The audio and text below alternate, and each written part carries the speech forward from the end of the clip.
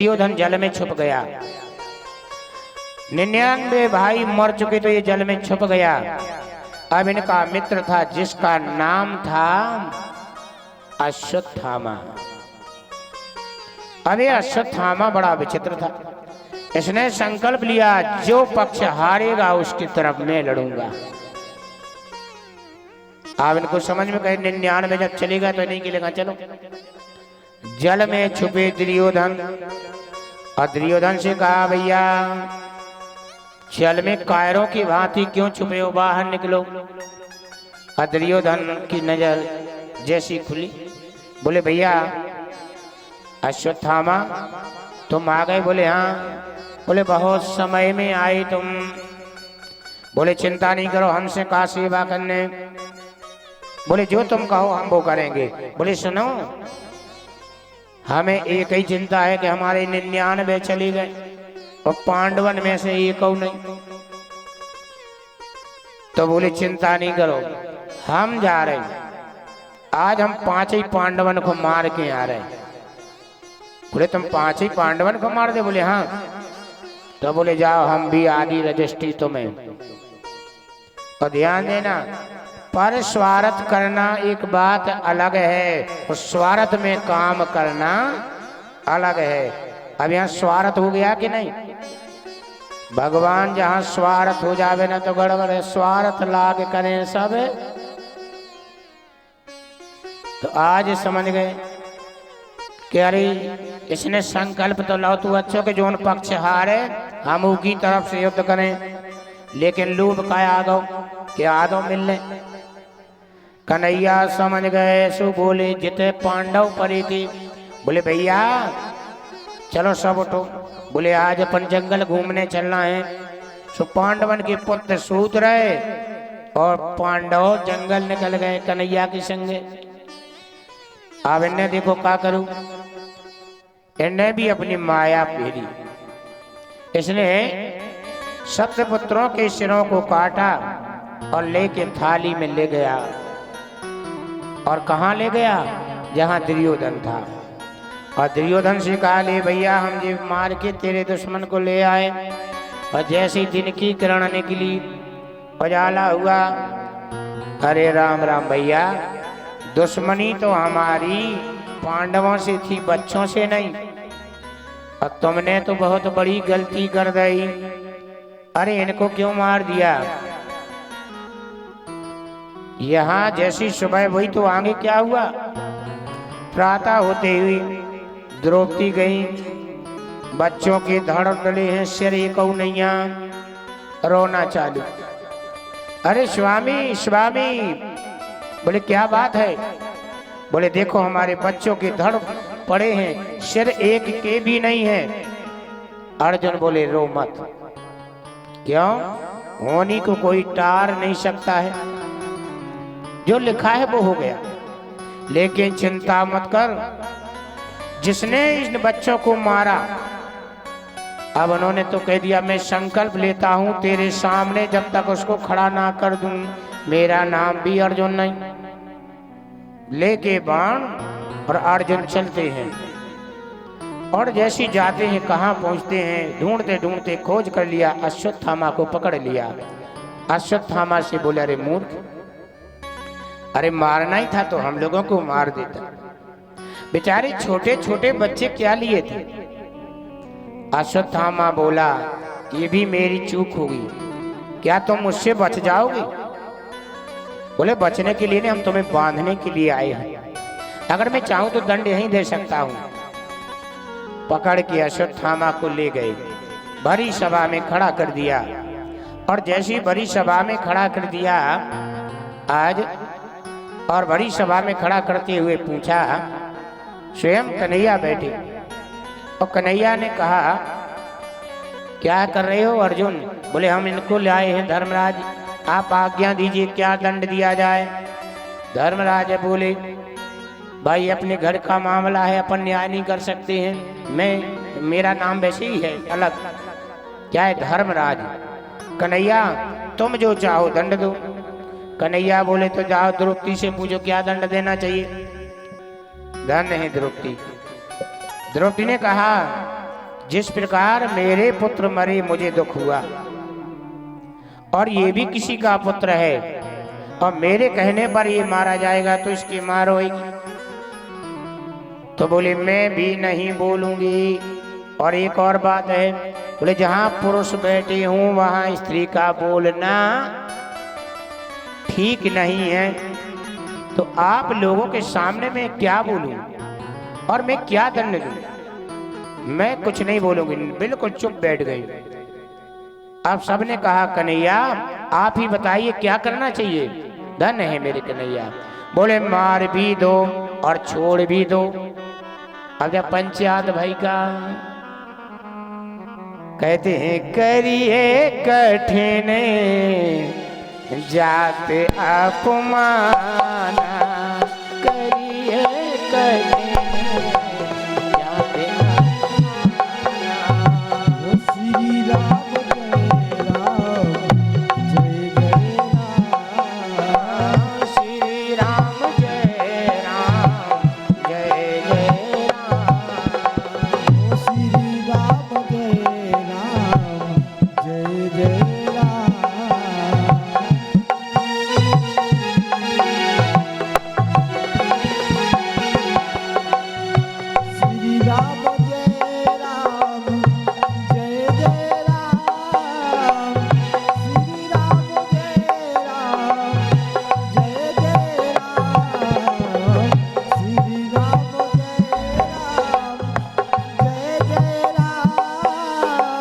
श्री राम जय राम जय जय राम। श्री राम जय राम जय जय राम।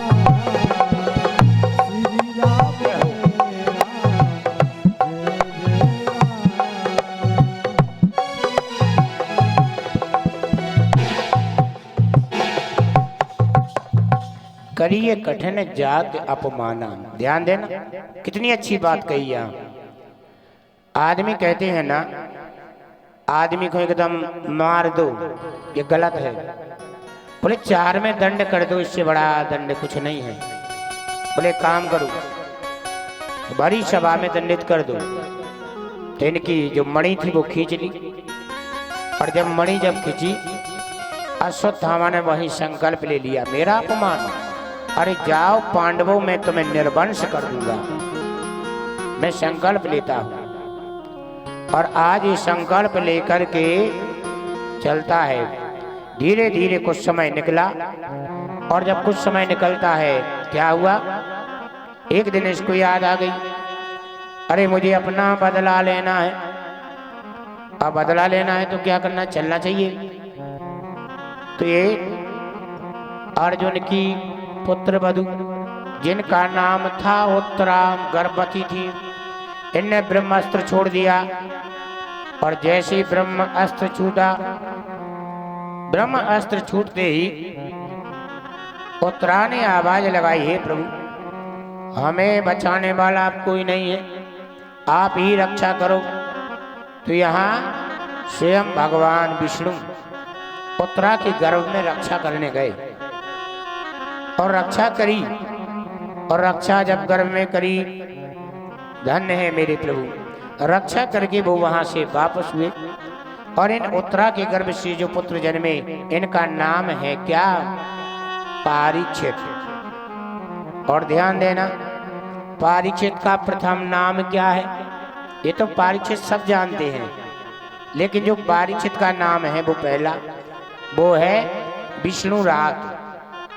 अच्छा, इनका विष्णुरात नाम क्यों पड़ा, बोले भगवान विष्णु ने इनकी रक्षा करी, इसलिए है विष्णुरात।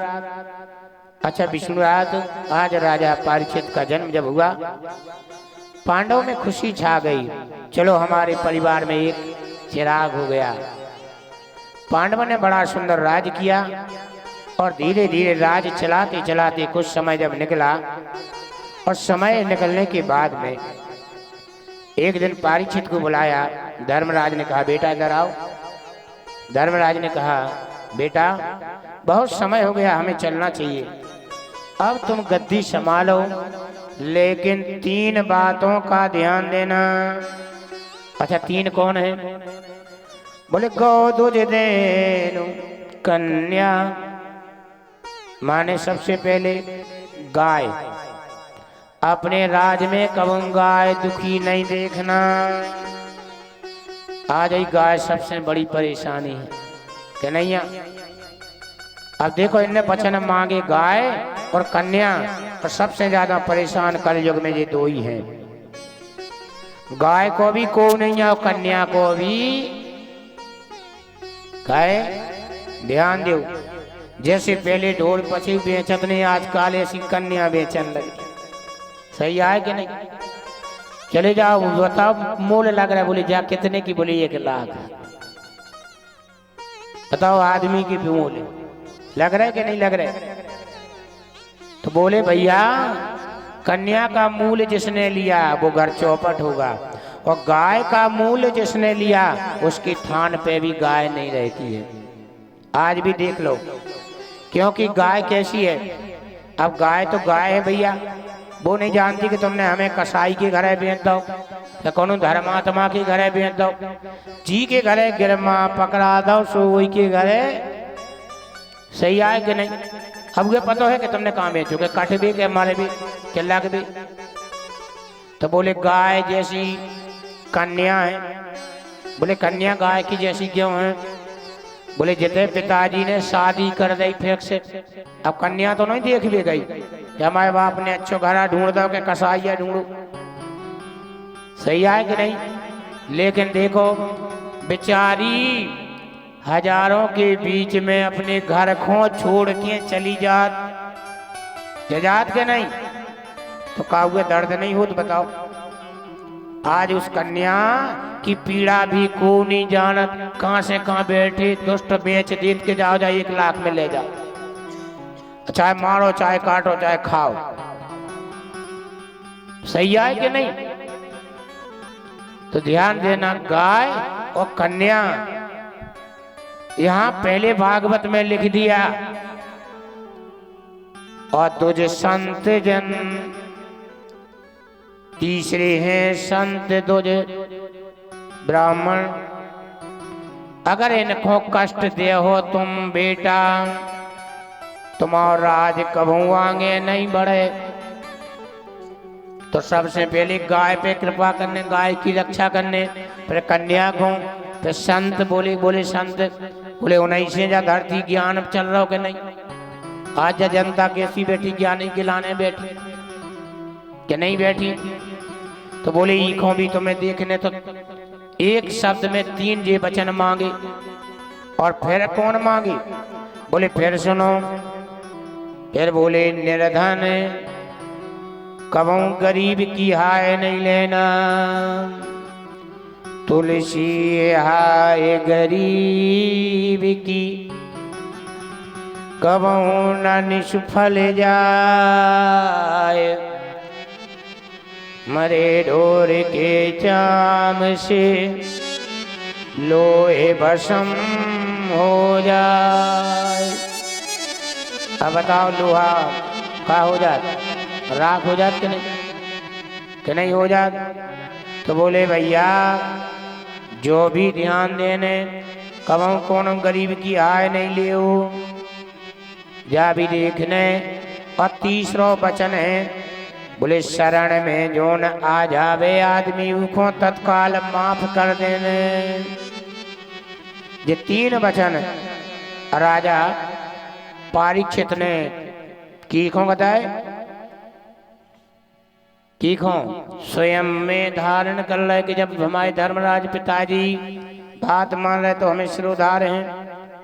और वचन लेकर के और इन्होंने राज तिलक सुंदर धर्मराज ने करवाया, गद्दी पर बैठाया और जे वहां से चले। और राज गद्दी देकर के चले जब जे धर्मराज ने देखा, अरे हमारा पूरा परिवार नरक में डरो। धर्मराज ने देखा हमारा पूरा परिवार नरक में है और हम स्वर्ग में जाके क्या करें।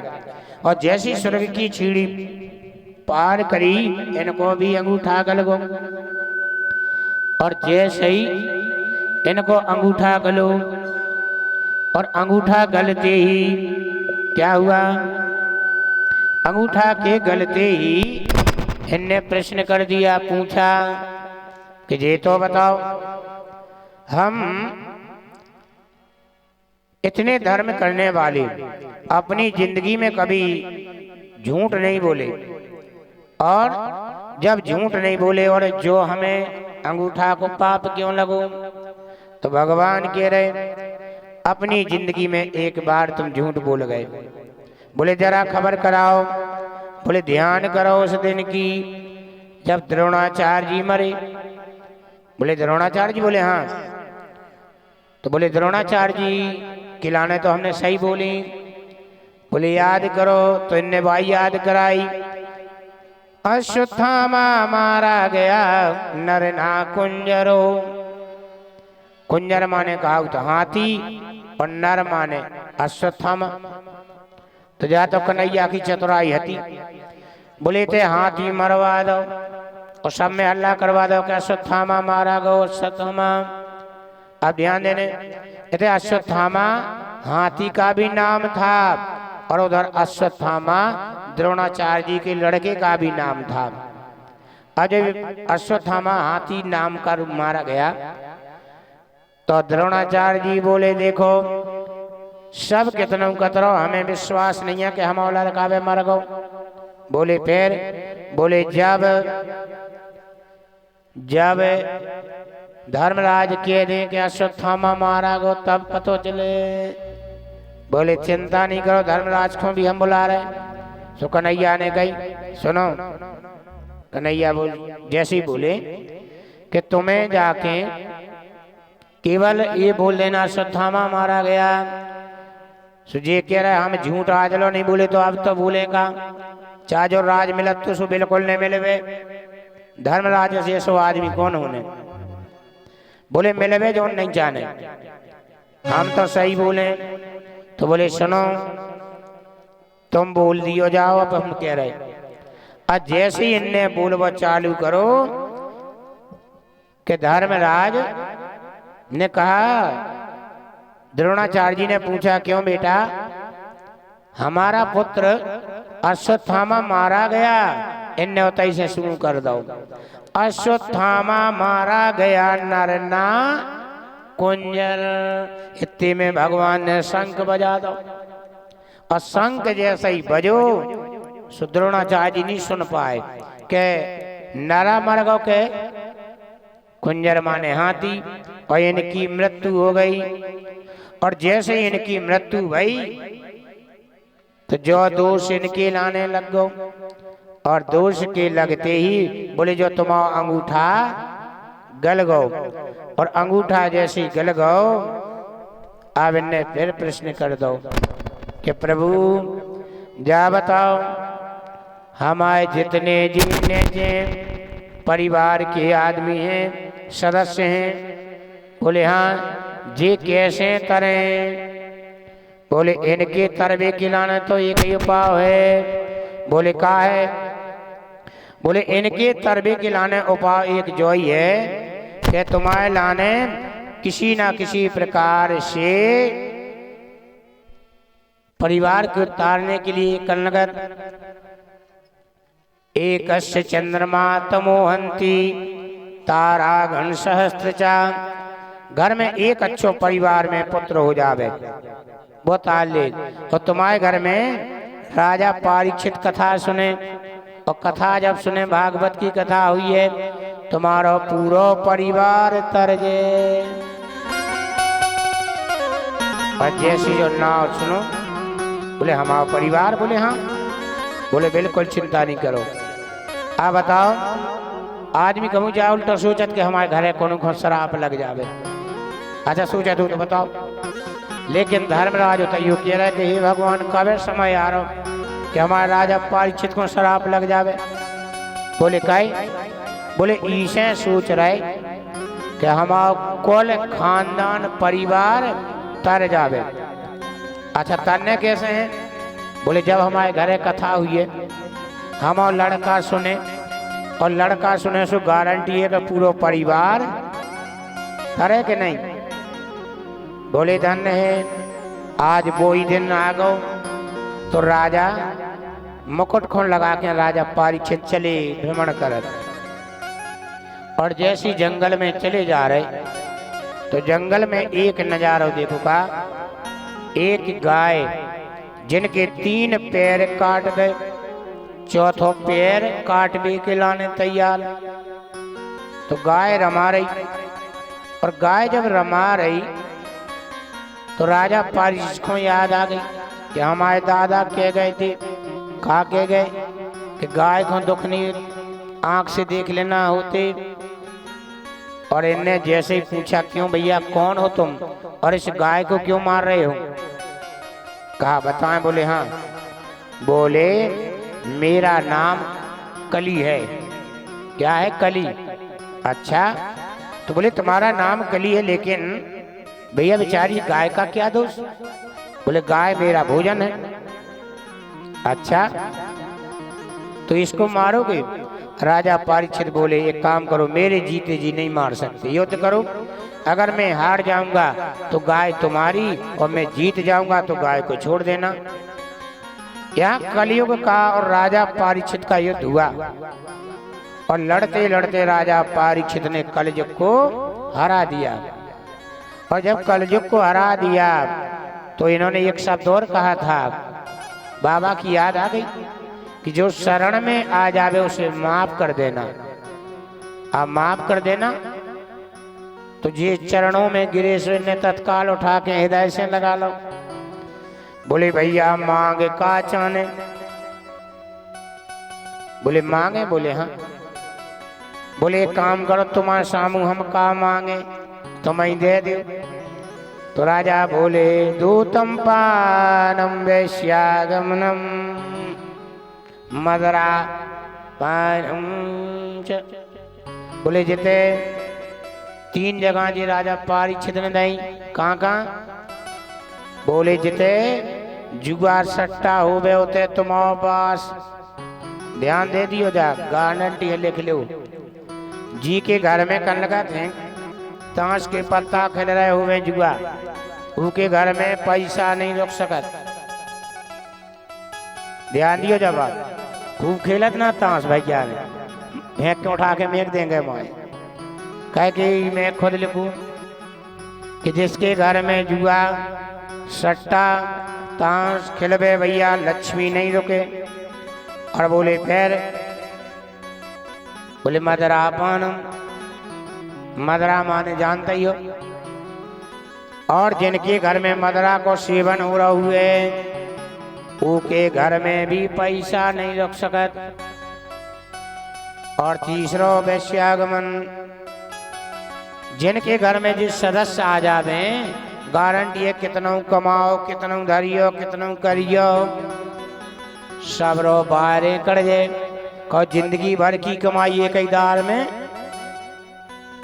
पार हो जाए कि नहीं। तो अच्छी बात इनने कही 3 जगह इनने दई। सो जे कह रहे जितनी जे अच्छी नहीं जे माने की नहीं है। अब जे भूल गए खबर तो बोले काम करो, एक अपने मन की तुम मांग ले। तो बोले हम मांगे? बोले आओ। बोले तो हमें सोने में बास दे दियो। काय में? सोने में। अब राजा परीक्षित बड़े चतुर आते, बोले एक काम तो करो, बेचारा जो मेहनती हुई है उसको सोनो तो हम तुम्हें नहीं दें। तो बोले सोने में कौन बास? बोले सुनो, जो गिर जावे सोना वो, ध्यान देना, जो मिल जावे अचानक वो। तो सोना गिरो भी खराब और मिलो भी खराब है कि नहीं है? तो बोले अब कौन सोना है? बोले मेहनत के सोना में तुम्हारा पास नहीं हो सकत। तो सोनो भी अलग अलग है। कैसा है? बोले सोनो पैरो जब तो कैसो पैरो। बाबा गोस्वामी तुलसीदास जी भी कह रहे कि तुम ही निवेदित भोजन करे, तुम ही निवेदित भोजन करना, प्रभु प्रसाद भूषण पट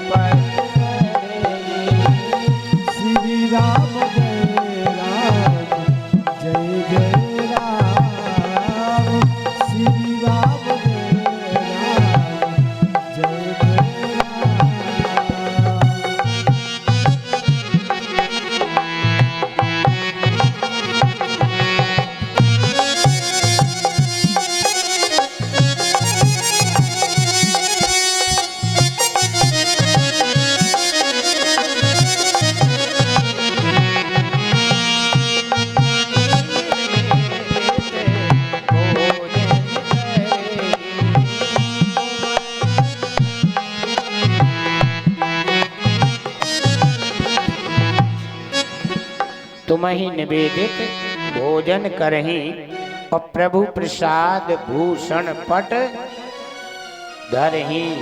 जिनके घर में ये तीन चीजें लावे, ध्यान देने जा, बिल्कुल पक्की बात। अच्छा कौन कौन?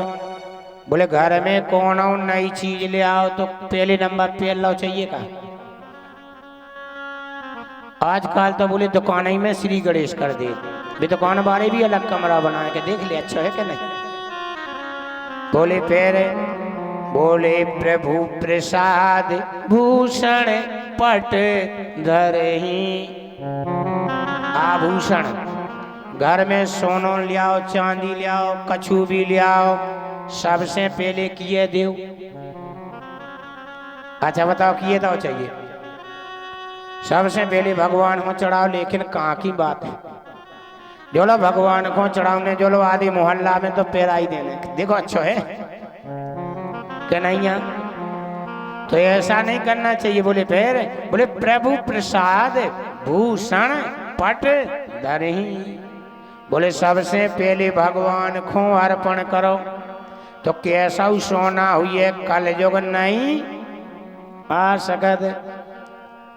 अभी में बोले ठीक है, तो सबसे पहले बोले प्रसाद, कहा गो प्रसाद, प्रभु प्रसाद। सबसे पहले किए भगवान को प्रसाद लगाओ। आवाज की आदमी बड़ी अच्छी है, अपनी तक की चर्चा नहीं कह रहे।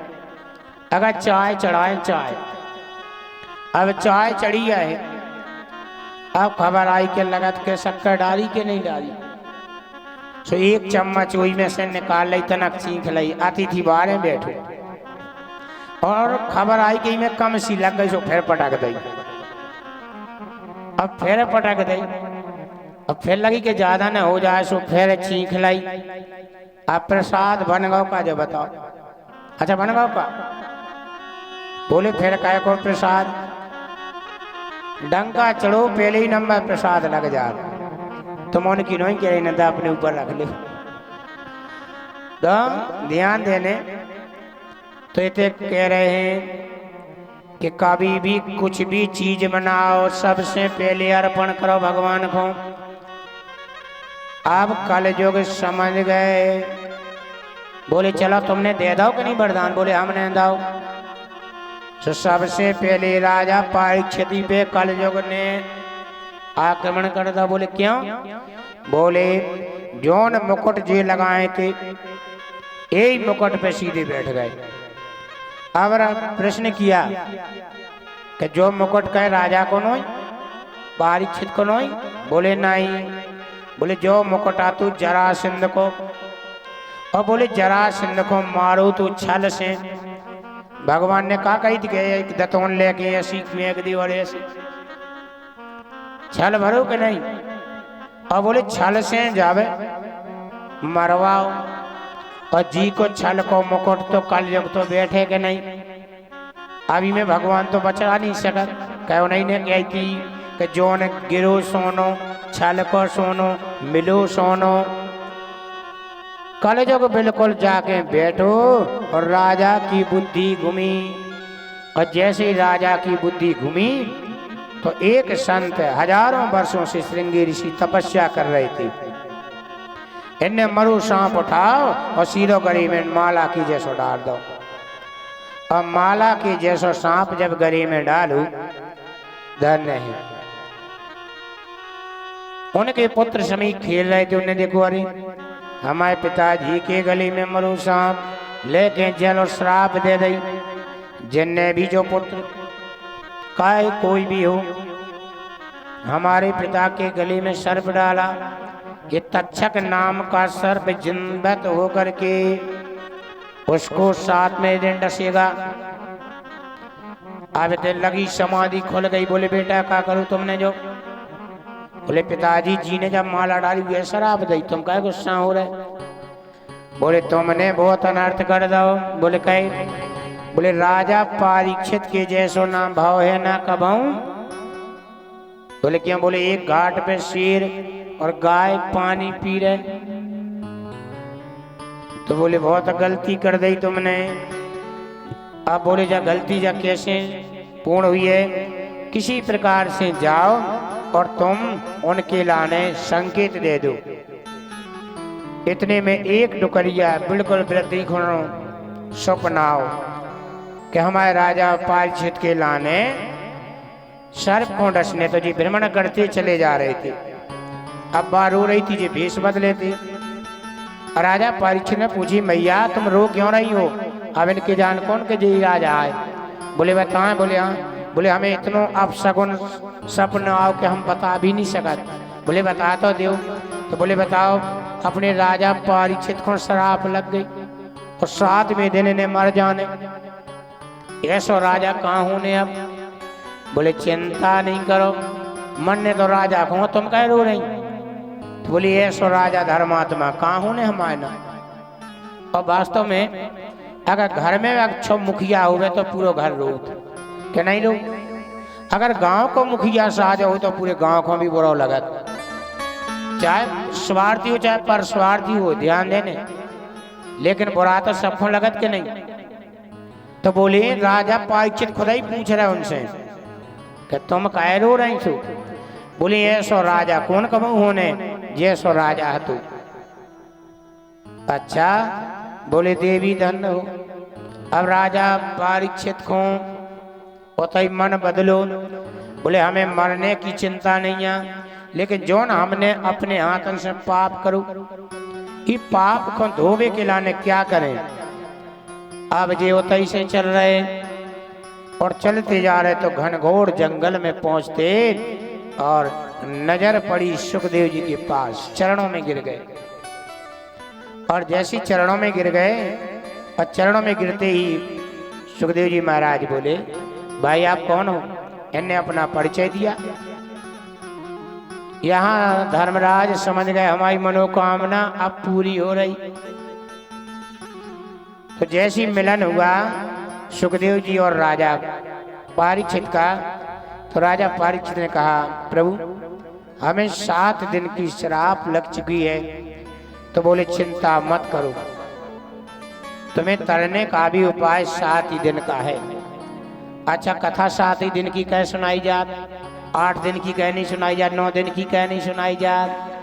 बोले आदमी पुण्य करत सो 7 दिन में, पाप करत सो 7 दिन में, जन्म लेत सो 7 दिन में और मरत सो 7 ही दिन में मरत के नहीं। बोले सब कछु 7 ही दिन को है। तो बोले 7 दिन की कथा अब हम तुम्हें श्रवण कराएंगे और 7 दिन की कथा तुम सुनोगे, तुम्हारी मन की इच्छा पूर्ण हो जाएगी। तो यहाँ सुखदेव जी के द्वारा राजा परीक्षित को सुंदर 7 दिन की कथा श्रवण कराई। बोलो वृंदावन बिहारी लाल की जय हो। कथा को यहीं पर विराम करते हैं। और अच्छा कल है सोमवार, ठीक है, तो कल दरबार भी लगना है। तो कथा ठीक 6 बजे प्रारंभ करेंगे अपन। कितने बजे? 6 बजे और 8 बजे बंद, जिसलिए कि अपना देवी का जो काम है वो भी चालू रहे। तो ध्यान देना। 1 बजे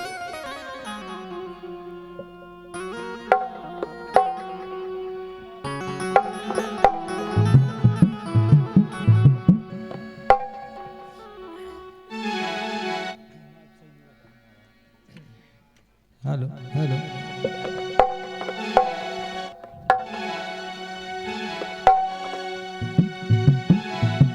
अरे पल पल ये 8 पहर धीरे धीरे